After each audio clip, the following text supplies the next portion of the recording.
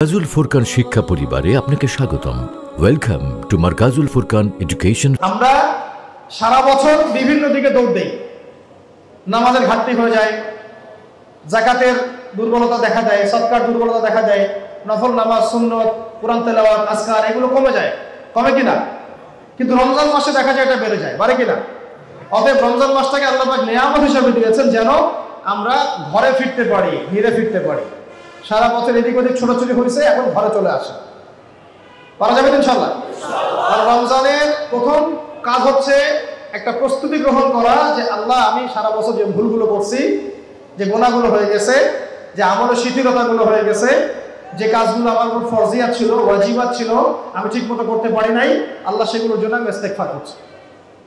আল্লাহ আমাকে ক্ষমা করো, আমাদের সবাইকে ক্ষমা করো, এবং রমজান মাসে একেবারে পরিপূর্ণ ইসলামে প্রবেশ করার এবং পরিপূর্ণ দিন পালনের তৌফিক দান করো। এটা হচ্ছে প্রথম কথা, নিয়াতটা ঠিক করে ফেলো। পারা যাবে তো ইনশাআল্লাহ? দুই নাম্বার, এটা আমি 2 নম্বরে নিয়ে আসলাম, যদি এটা পরে বলা যায় তো 2 নম্বরে বলছি।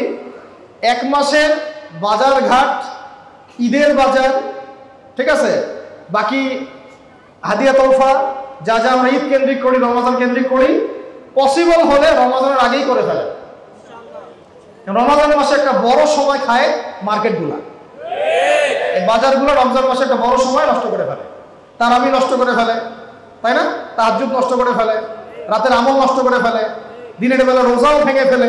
বাজারে গেলে তো ঝগড়াঝাটি হবে, দর কষাকষি ঝগড়াঝাটি হবে, আবার বেগানা মেয়েদেরকে দেখতে হবে, তার বাজার মানেই তো মেয়ে আর মেয়ে, তাই না? আর শেষে সবে কদরও নষ্ট করে ফেলে। কারণ শেষে তো যে মাসের শেষে বেতন পায় আর স্ত্রী হাতে গিয়ে দেয়, বাস এখন দল বেঁধে মেয়েরা চলে গেল বাজারে, বাস মানুষের রোজাও নষ্ট করলো, নিজের ঘরের রোজাও নষ্ট করলো। এই কারণে কেনাকাটাগুলো যদি পসিবল হয় শুরুর দিকে করে ফেলা হয়, যাতে আমার সারা মাস আমি ফারেক, এই মাসে আমি ডানে বামে আনবো না। আল্লাহকে নিয়ে থাকবো, কোরআনকে নিয়ে থাকবো, রাসূলকে নিয়ে থাকবো, সিরাতকে নিয়ে থাকবো, হাদিস নিয়ে থাকবো, আমল নিয়ে থাকবো, সম্ভব হলে আমি ইতিকাফ করবো, তারাবি নিয়ে থাকবো, তাহাজ্জুদ নিয়ে থাকবো। আমি আমার পুরো জিন্দেগির গুনাহ মাফ করাই নেব ইনশাআল্লাহ। এই হাদিসটা তো আমরা জানি যে ওই ব্যক্তির জন্য ধ্বংস। কোন ব্যক্তি? যে ব্যক্তি রমজান মাস পেয়েছে কিন্তু তার গুনাহ মাফ করাতে পারে। আমরা এদের অন্তর্ভুক্ত হতে চাই না। আরো 2 ব্যক্তি আছে, এক যে ব্যক্তি তার পিতা মাতাকে পেয়েছে বা দুজনের একজনকে পেয়েছে কিন্তু তাদের খেদমত করে জান্নাত লাভ করতে পারে নাই। আরেকজন যে ব্যক্তি রাসূলের নাম শুনেছে কিন্তু দরুদ পড়ে নাই। ভালো করে খেয়াল করে হাদিসটা, যে ব্যক্তি রাসূলের নাম শুনেছে দরুদ পড়ে নাই তার জন্যই ধ্বংস। আর যে ব্যক্তি রাসূলের শানে কটূক্তি দেখেছে চুপ করে বসেছিল তার জন্য কি? বুঝেন নাই কথাটা? যে ব্যক্তি রাসূলের নাম শুনে সাল্লাল্লাহু আলাইহি ওয়াসাল্লাম পড়ে নাই তার জন্য ধ্বংস। আর আমরা যারা মুসলমান, আমাদের সামনে রাসূলকে গালি দেওয়া হচ্ছে, আমরা চুপ করে বসে আছি, আমাদের জন্য কি হইতে পারে? ধ্বংস। আমাদের কি? ধ্বংস। আর যারা গালি দিচ্ছে ওদের জন্য কি? পুরো জাহান্নাম। পুরো কি? জাহান্নাম। তো যে ইস্যু থেকে কথা চলে আসলো, তো এই 3টা ধ্বংসাত্মক শ্রেণীভুক্তের জন্য আমরা না হই, আল্লাহ পাক আমাদের হেফাজত করেন। পিতা মাতার খেদমত করতে হবে, যার দুজন আছেন জীবিত তাদের দুজনের খেদমত করতে হবে। পিতা মাতা কাফের হলেও তাদের সাথে খারাপ ব্যবহার করা যাবে না, ভালো ব্যবহার করতে হবে, তাদের হক আদায় করতে হবে। আর যাদের মা বেঁচে আছে মায়ের খেদমত, বাবা বেঁচে আছে বাবার খেদমত, দুজন বেঁচে আছে দুজনেরই খেদমত। এর মধ্য দিয়ে জান্নাত পাওয়া যাবে ইনশাআল্লাহ। 2 নম্বর, রাসূলের নাম শুনলে কি পড়বো? সাল্লাল্লাহু আলাইহি ওয়াসাল্লাম। আর আমি কতটুকু আশিকে রাসূল এইটা প্রমাণ হবে রাসূলের শানের বিষয়ে কথা আসলে। রাসূলের শানে জীবন দেওয়ার প্রশ্ন আসলে দেখা যাবে, বোঝা যাবে কে কত বড় আশিকে রাসূল। সমাজে বহু আশিকে রাসূল ছিল, এখন খুঁজে পাওয়া যায়? এখন আর খুঁজে পাওয়া যায় না। ভাবছেন বিষয়টাকে চিন্তা করছে? আল্লাহ পাক এদেরকে বুঝদান করেন।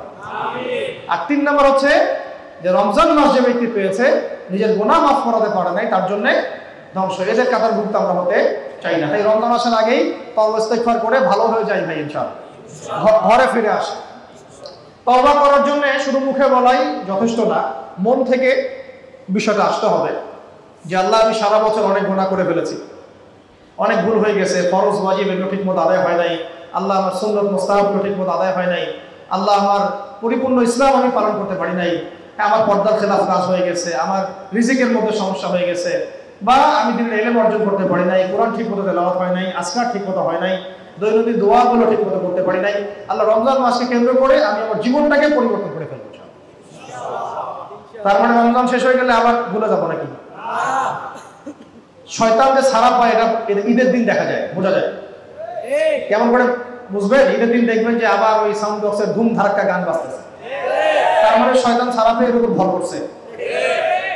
শয়তান বন্ধ ছিল না, 30 দিন সে ভালো ছিল। যেই ঈদের দিন আসবে, চাপটা উঠলো, ওই দিন দেখবেন ধুম ধাক্কা পটকা ফুটতেছে, গান গাচ্ছে, হ্যাঁ কনসার্ট হচ্ছে, এদিকে সাউন্ড বক্সে গান বাজতেছে। এগুলো নিদর্শন যে শয়তান ছাড়া পাইছে। ভাই আমরা যেন এমন না হই। আসসালামু আলাইকুম। মার্কাজুল ফুরকান শিক্ষা পরিবারে আপনাকে স্বাগতম। Welcome to Markazul Furqan education family, an international education mission. আমাদের প্রতিষ্ঠানসমূহ: মার্কাজুল ফুরকান আইডিয়াল মাদ্রাসা, মার্কাজুল ফুরকান আইডিয়াল গার্লস মাদ্রাসা, Markazul Furqan ideal English version Islamic school.